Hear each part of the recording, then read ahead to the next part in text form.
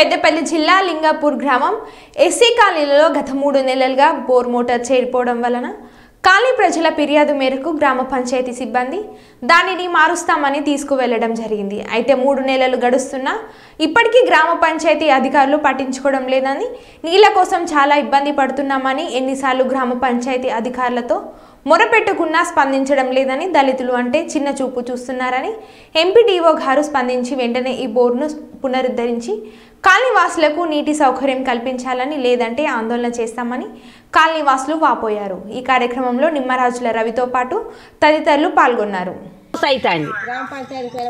చదువుకు 4-5 సార్లు పోతే కూడా రేపు అంటారు మాప అంటారు, మమ్మల్ని పట్టించుకుంటూనే లేరు.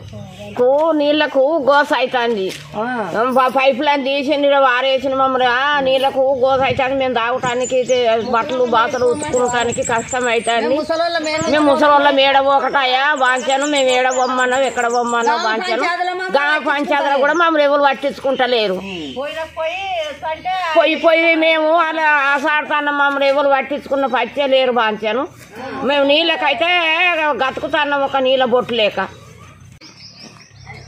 ఈరోజు లింగాపూర్ గ్రామం ఎస్సీ కాలనీలో మరి నిత్యావసరాల కోసం ఏదైతే బోర్వెల్కు మోటార్ బిగించి గతంలో గ్రామ పంచాయతీ అధికారులు ఇచ్చినటువంటి మరి నల్లల్ని గత 3-4 నెలలుగా ఆ బోరు పనిచేయడం లేదు.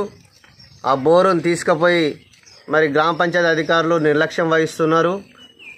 వచ్చే వేసవిని దృష్టిలో పెట్టుకొని మరి నీళ్లకు మంచి నీళ్లకు వాడుకోవడానికి నీళ్లకు మరి మా ప్రజలకు ఎస్సీ కాలనీ ప్రజలకు బాగా ఇబ్బంది జరుగుతుంది. కాబట్టి దయచేసి గ్రామ పంచాయతీ అధికారులు కానీ ఎంపీడీఓ గారు, ముఖ్యంగా ఎంపీడీఓ గారు స్పందించి వెంటనే ఈ బోరును బిగించి మరి ప్రజలకు నీరు అందజేయాల్సిందిగా ఈ సందర్భంగా మేము కోరుకుంటున్నాం. దయచేసి లింగాపూర్ గ్రామం అంటే అందరూ ఎస్సీ కాలనీ అంటే నిర్లక్ష్యం వద్దు. దయచేసి మీరు వెంటనే దీని మీద స్పందించి వెంటనే బోర్ బిగించాలని చెప్పి ఈ సందర్భంగా తెలియజేస్తున్నాం. ఒక్కసారి చూడు.